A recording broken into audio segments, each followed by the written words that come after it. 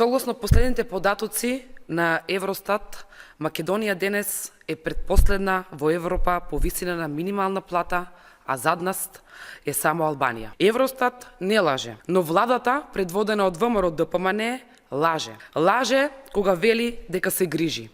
Лаже кога зборува дека сме четврта најака економија во Европа. Лаже кога ве убедува дека добро живееме. Сите економски партнери укажуваат на драматично влошување на квалитетот на животот. Инфлацијата оди нагоре, цените повторно се без контрола, платите стагнираат. Во Македонија моментално добро живеат само функционерите од власта. Дуото Трајко Славевски и Христијан Мицковски ова го прават намерно и осмислено.